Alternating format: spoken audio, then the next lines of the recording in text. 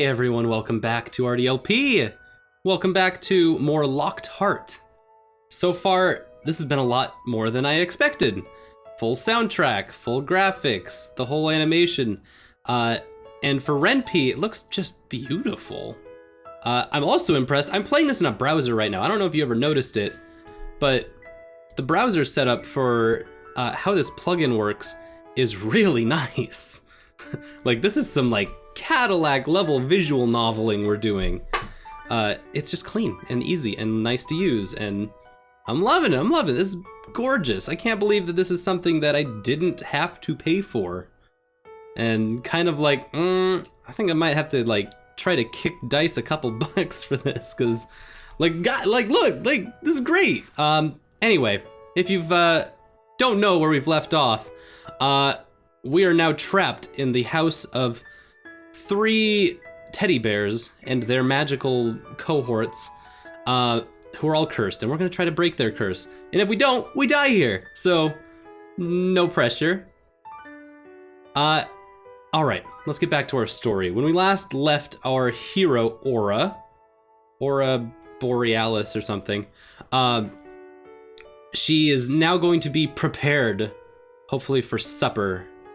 Hopefully not to be supper. Prepared, you know, to eat dinner, have communion with her new beaux, the bears. Our friend Aura is fidgeting, trying to stand still while 3 teddy bears examine me head to toe. Friday night, am I right? Flashback! Lady Aura, I have a favor to ask for you. What? If it's all right, I want to make a dress for you. That's a euphemism. What? Soul began to fidget, his little paws pushing against one another. Sneaky prince, he. You see, I design clothes, and it's been a long time since I last made one for a human person. Not only was Soul a prince, but a prince that could make clothes. Of course. A seamster and a prince. It was a rare thing to think about, I stared at Soul fascinated and tried to imagine him sewing. I thought about his favor for a while, but then again I needed a distraction to keep my mind busy from thinking too much about my current entrapment. If you don't mind me being your model, then I'll gladly do it. End of flashback! Fade back into color. It's like, they made it look too easy, right? Dang it. Cheap pops. I'd be lying if I said I wasn't a little nervous as a tape measure told 3 males my body shape. But they're teddy bears, so it's cool. Even if they were teddy bears, it was kind of embarrassing. Perfect. Finally got the measurements for you. I mean, like, yeah, Soul's here. He's gonna, like, make me a dress or something.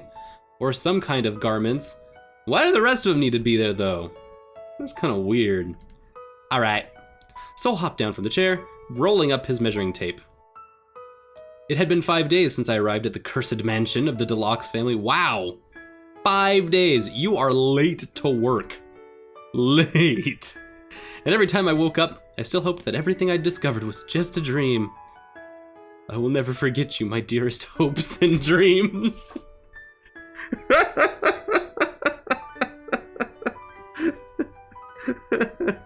That's how I feel waking up every day, too.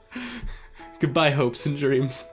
I'll never forget you and all the hoping and dreaming you did for me. I let out a long sigh, just as I felt something heavy befall onto my chest. I hope we'll encounter each other again before the afterlife. The Soul I saw today was completely different from the usual persona he showed everyone. Right now he seemed exactly like a child with a new toy. Yes, Aura, you're the toy then, yes. You better make sure that her dress is as cute as her. Oh, the charmer as always. Of course, a beautiful lady only deserves the best. Stop it, you two, you're flattering too much, and I feel like you're not even talking about me like a person. We're only saying the truth, milady. Still weird. Still weird. You're both exaggerating. You look like a pile of crap. I looked over at Grump Royal. sitting at the foot of my bed with his arms crossed. He was always so blunt. Dion tisked at Royal, waving a paw at him. Royal, Royal, Royal, a beautiful person like Arif wearing fine clothing's a remarkable, somethings. You clearly don't know how to appreciate real beauty. Like I've said before, you have bad taste. Hey, don't you know it's cruel for a gentleman to tell a woman she's not beautiful? I didn't say that she's ugly. You indirectly said so. Read between the lines.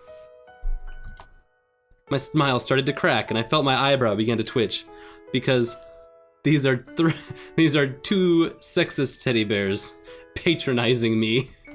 My self-esteem couldn't take much more of this. Even the teddy bears patronize me.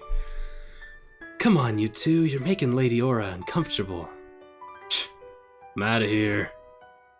Peace. Royal jumped from my bed and strode out of the room. I just love these little flares where like the writer's just imagining all of this stuff happen. Where it's like, all right, the teddy bear has to get off the bed. Royal jumped from the bed because it's a small stubby teddy bear. And apparently they're in a full-sized bed. I wanted to tell him off for being so grumpy all the time, but that seemed like an exercise in futility. And you, brother, I thought Miss Maria told you to tend to the garden. I'm a white teddy bear, dear brother. Do you think I let myself get soiled with dirt? The Aryan teddy bears need to keep themselves clean. Dion's tone of voice seemed lighthearted, but I couldn't help feeling that tension was forming in the room. Roommate situation. Besides, it's hard taking care of my soft, silky fur. It requires high maintenance. It's gonna require high voltage in a second if you, don't go tend to that garden. Soul sighed, turning away from Dion and making notes on his papers. Can you shock a teddy bear back to life? I don't even think they conduct electricity. Maybe that joke doesn't make sense. I'm gonna think about this a little longer. Let's read on. Tell that to Miss Maria. No way, that demon will surely eat me alive.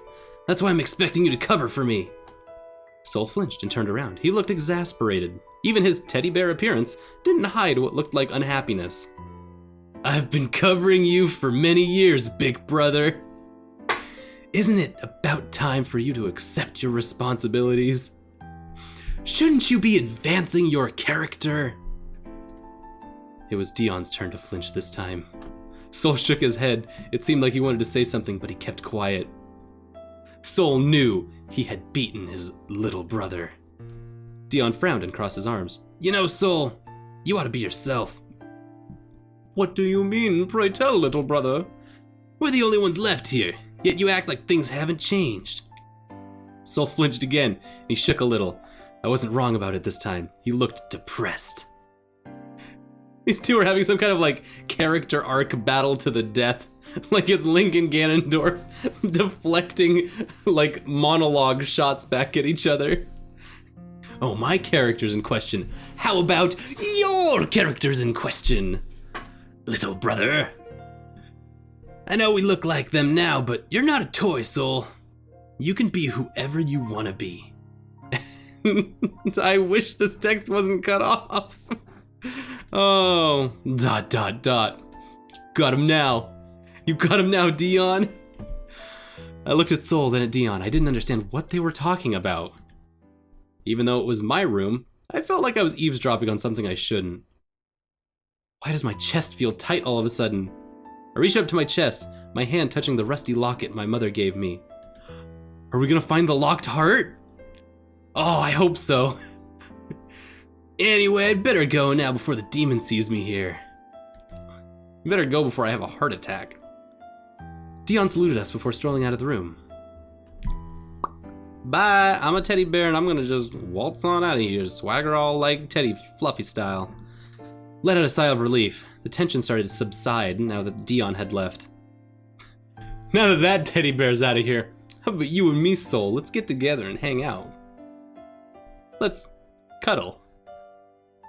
Must be nice to live carefree while others clean up after you. You're supposed to be the heir, not me.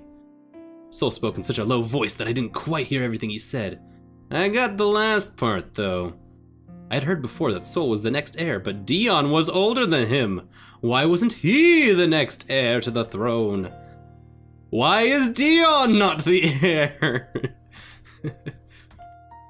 I'm not saying that you're not suited to become the heir or anything.